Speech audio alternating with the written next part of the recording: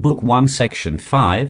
Abusing simple idiots can be great fun under the right circumstances. Zippy, a stroke of luck indeed, bumping into those two just as we were out to look for them. Still, they are creatures of habit, and you'd hardly need the services of Larry's detectives to track those bad boys down. I still feel bad about the passport shenanigans. I'd been meaning to get round to it, but you know how these things are. Red tape's never been kind to me, and I don't like queuing. Anyway, means I've got an extra incentive to get things sorted.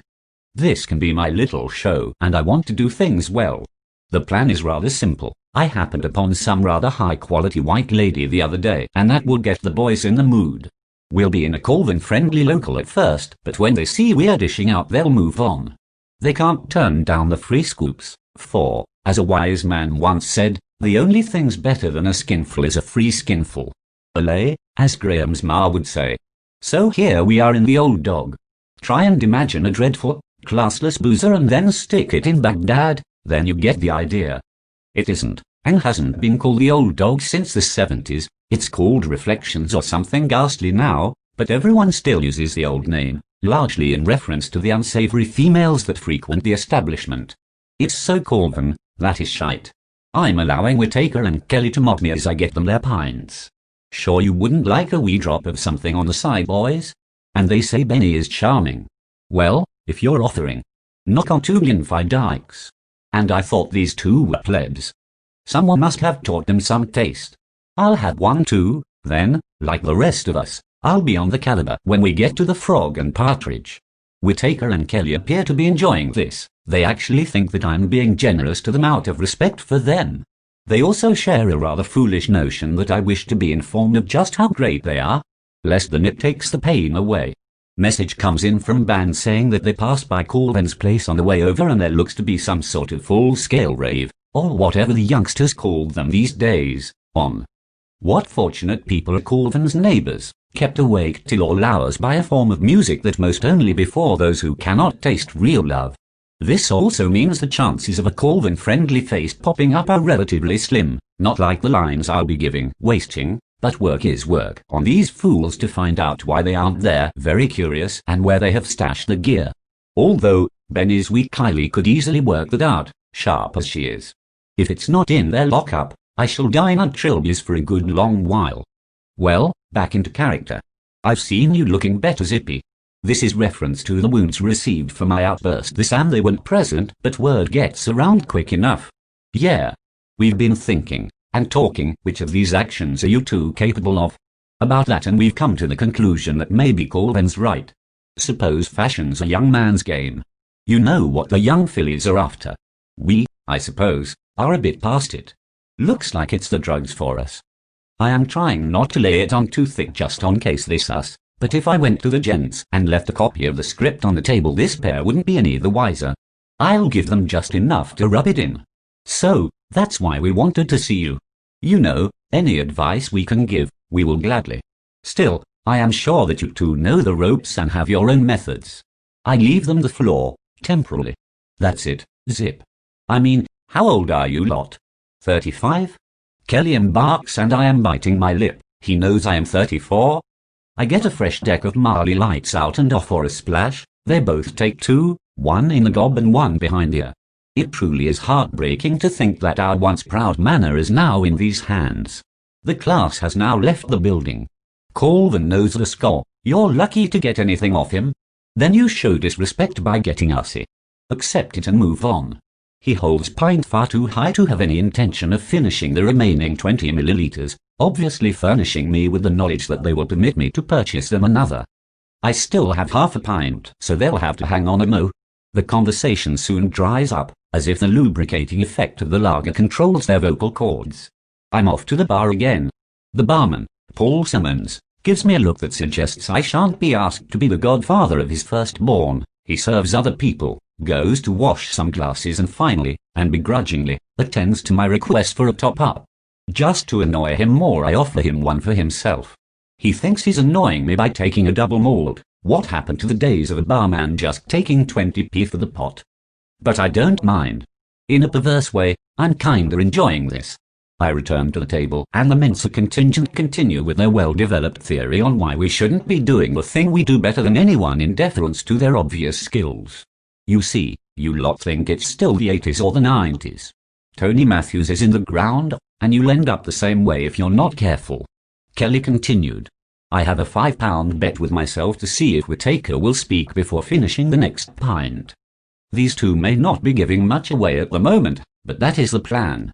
They'll be singing soon enough after we get the plan into motion, but this is their moment, a chance for them to feel superior before they are carelessly brought back down to earth.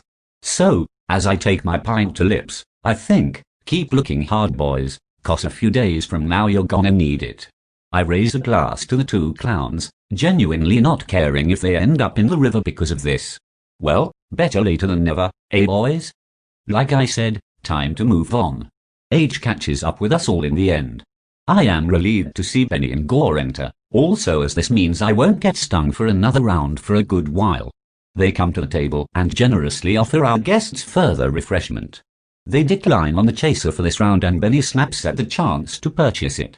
Once we are all seated, Kelly looks set to repeat the clever sentences from before, purely for the benefit of our new companion's ears.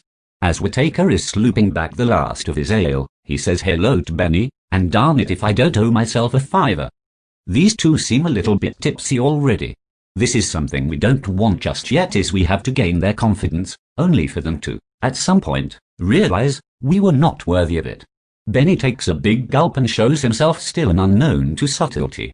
Fair goes to your head with the chases, done it, boys? Benny asks, and Whittaker agrees. Maybe he fancies Benny, I'd never thought of that. Perhaps we could change the plan. I'll mention it to Benny when I get a chance. You know, your man Zippy there is holding some very high-quality white powder. What do you say to adjourning to Leicester Willits for a little pick-me-up?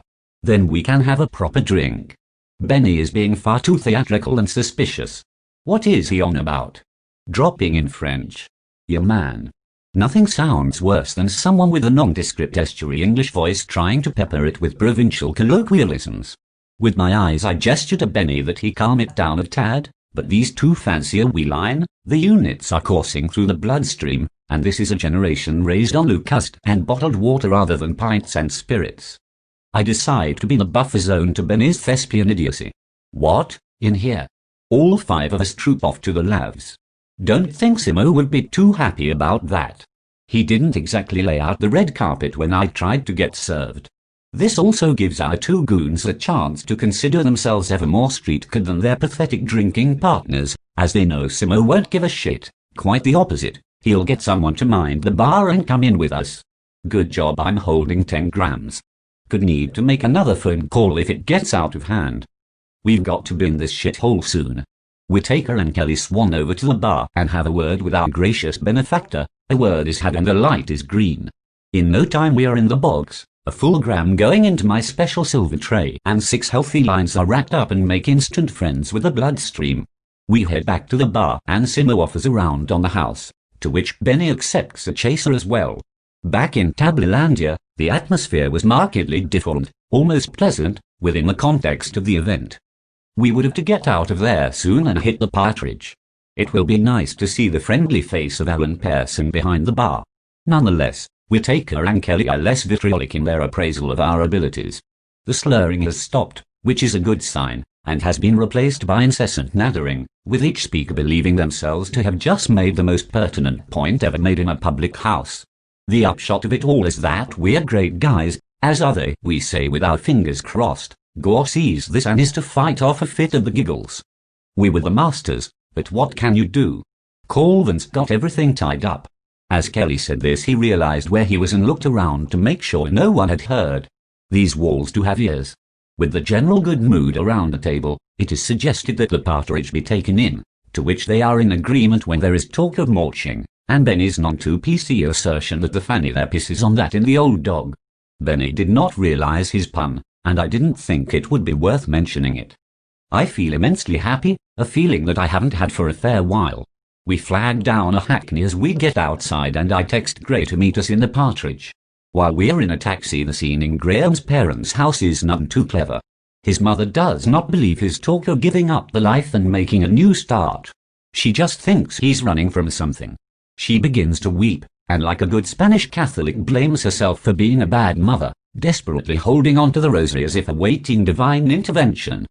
Lapsing into Spanish Anglican at will, speaking English in a strangely altered way that was neither Estoril nor Malaga, Graham repeatedly tells her that this time it is for real, and that things will get better.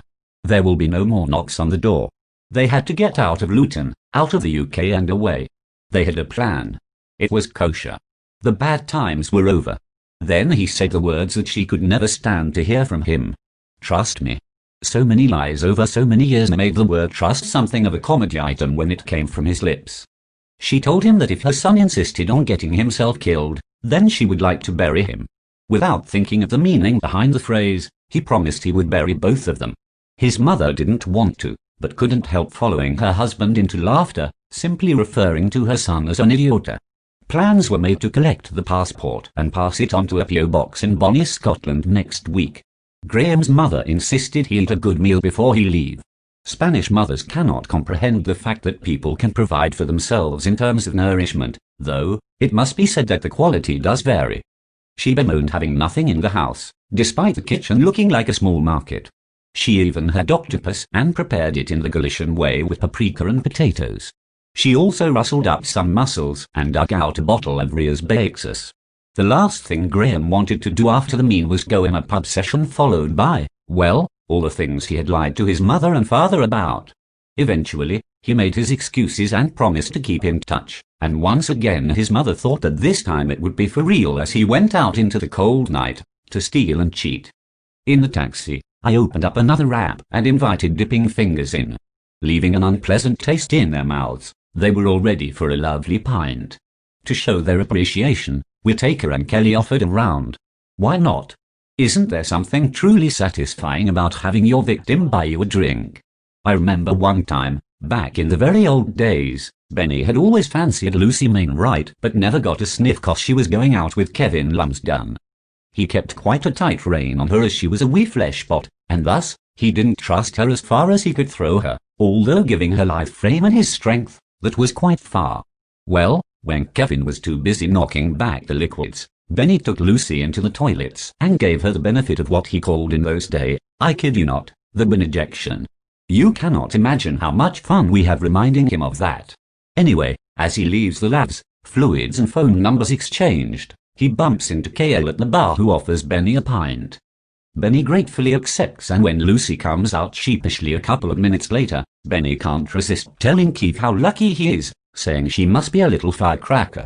During these long moments, for her, Lucy wished to be taken into the annals of hell in preference to continuing to listen to the conversation.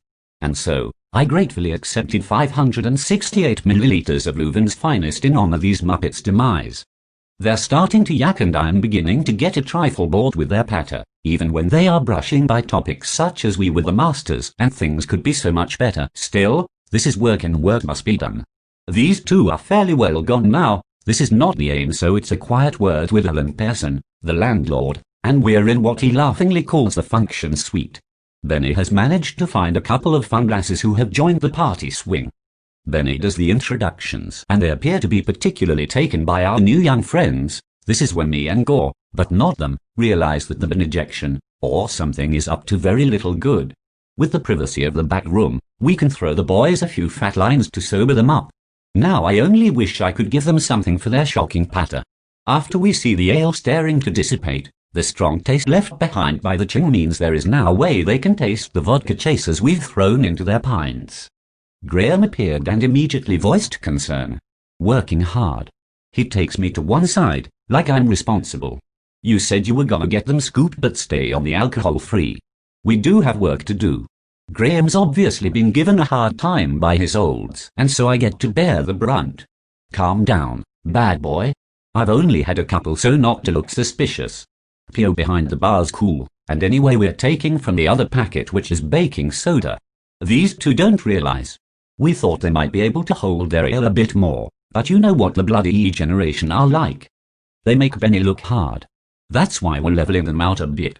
Take their minds off scooping, try and get them thinking they're in with the lasses. Understand? Then it's back to that Kelly, lay the rape biscuits on them and let the lads sleep.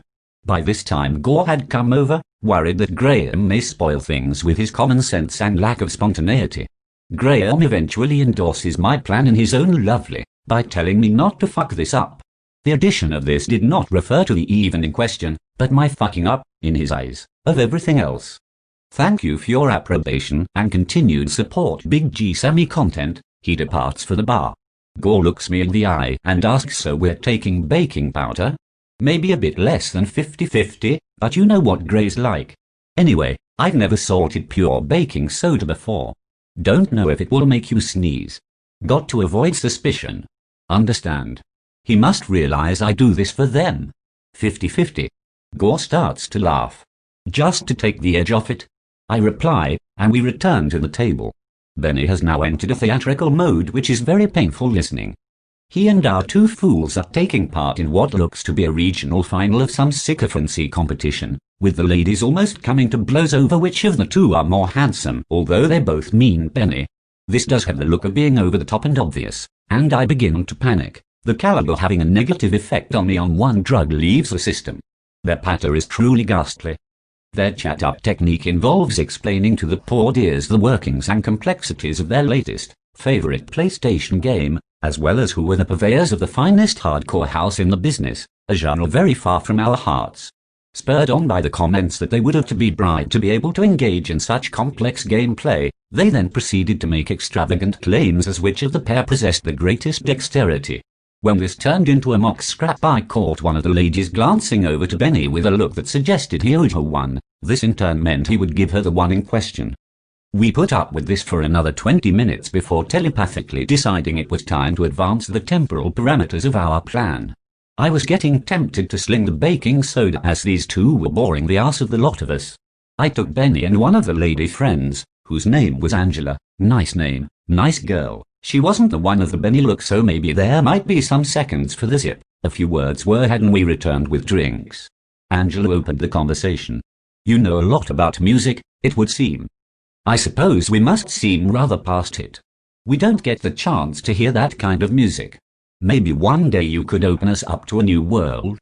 She said the open us up bit in such a way that one day would be today, and soon. They took the bait. Well, we could have a little party at ours. If Zippy brings the drugs and you bring the looks, we'll put the music on. It's a pity the fee is closed, but we've got some wine back at the flat. Kelly responded, and, my God, that was almost a good line. All of a sudden we were finishing up the drinks and stepping out into the cold air, not before showing Pio our gratitude in paper form. 2 taxis were hailed, with Whittaker and Kelly sharing with the ladies, both of whom were fighting for the front seat, and we were off. Things were going well, it was agreed, and we were looking forward to checking out their wine cellar. No doubt they had only the best stuff imported. Maybe they even spent their summers scouring the finest vineyards of Europe in search of bottles to complement their collection. I just hoped their storage conditions provided the correct temperature to maintain the liquid at its optimum for the praising of Bacchus. Tenor says the wine is shite. I offer as a bet to the other passengers. 20. Chips and Gore. And there is laughter, that kind of painful laughter that cannot be stopped, a laughter that made us think it was like the old days, and maybe it would be, soon. We get to their pad and a line is requested from us before we can even sit down. I oblige, but I'm thinking they should enjoy it cause it will be their list, for a couple of days, anyway. I was not aware that the No Frills brand had entered into the production of the fermented grape. They seemed to like it though. I, however, was tempted to empty the contents of a bottle of Sarsens that there was in the kitchen into my glass. Their flat was a real shite hole, scruffy, unkempt and generally hideous. The girls didn't want to sit down as the furniture exhibited dubious-looking stains. They served the wine in cups to the girls as they only had 4 glasses. Angela's didn't have a handle. If we get this job done in time, sweet one, I will treat you as you deserve to be treated. They're beginning to feel uncomfortable with the situation as Whittaker, now animated, suggested they do a strip. They would do Benny a favor as he had the gift of the gab, and always got what he wanted, but the limit was being crossed. Time to move into work mode. So, you'll be looking forward to getting down to the market tomorrow. Sell the Armani stuff. Benny inquired. Market? Have you seen what is there? Barely fits in the lockup. We've had to throw stuff out. Comes the reply from Kelly.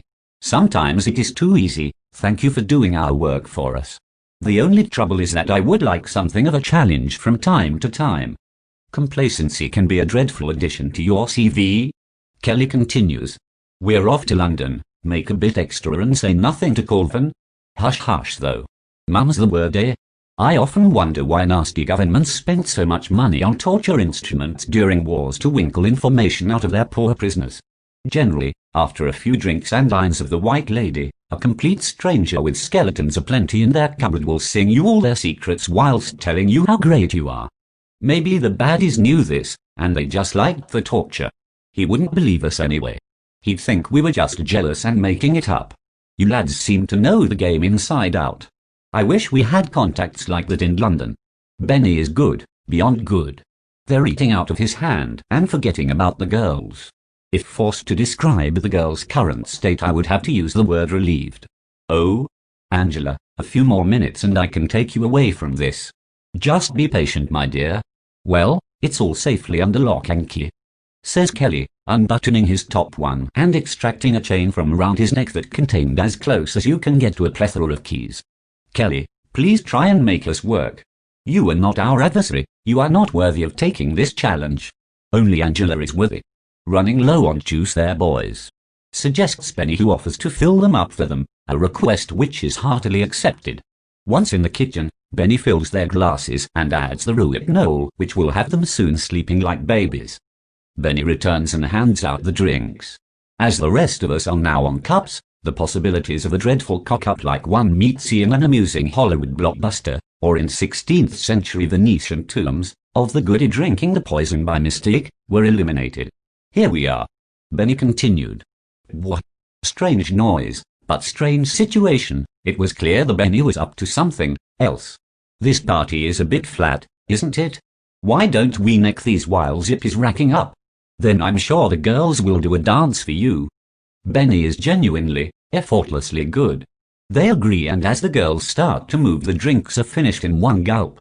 This stuff should take effect in about 5 minutes, so the routine is, you can look but not touch. If you don't touch and are good boys, who knows what you will get later? Well, we do. Fucked, but not the way they're thinking of. These two are so daft it almost hurts. You always wonder why people on daft programs, when they play jokes and japes on unsuspecting members of the public, why do they fall for them? Most are so obvious.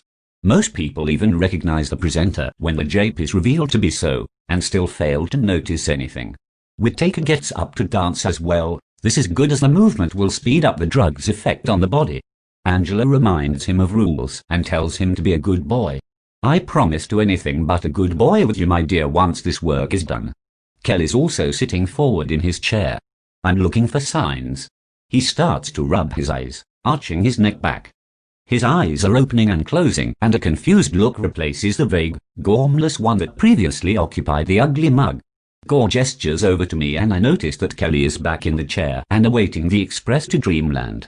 Tickets in hand, they board the train and are out. Bastard. Angela and her friend shout at Benny, though I suspect there may be a silent plural. You never said anything about anything like this. We feel so great now, so proud. This is going to cost you. Benny apologized profusely. If it were any of us apart from Benny, the apology would receive a negative response, but already Benny is winning them round. If you wish to be angry with me, please can you do so later? We have to move quickly. Gore, where is your car? Benny seems to be the boss. Funny that. Outside, like we planned. Gore made it clear he wasn't. Okay, take these ladies back and pick up the van. We'll meet you at the lockup in, say, 20. Benny was enjoying himself too much. Yes, we had planned that. Gore responded, his sarcasm wasted on Benny. What did he mean, take them back? Back to the flat? No. The party was going to continue, surely. He bade them good night in a way that suggested that later would be another calendar moment.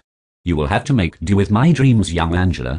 Gore's gone and we're getting the keys from round Kelly's neck. There must be more than 30, and that is generally a pain at this moment. Benny inspects the keys and starts laughing. They are all marked. One had F. D on it and one BD. Benny removes them and undertakes an experiment. Indeed, F. D opens the front door and B.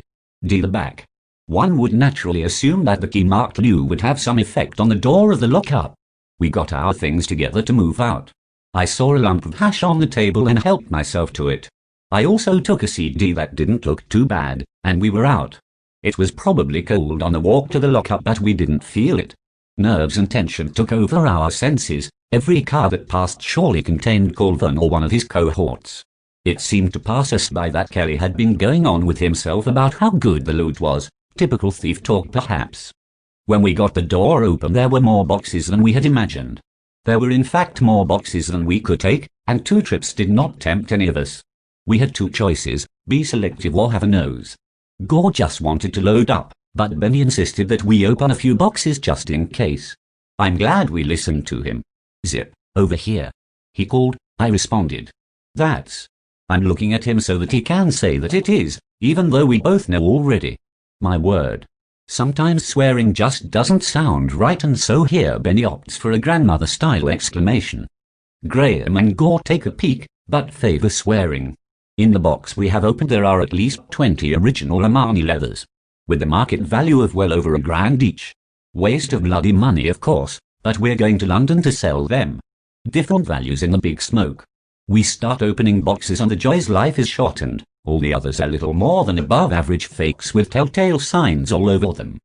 Of course, you could buy one and get away with it, but that was always something that I wondered about. If all your wardrobe was essentially normal, it wouldn't make much sense for you to have £1,000 leather, so why get one?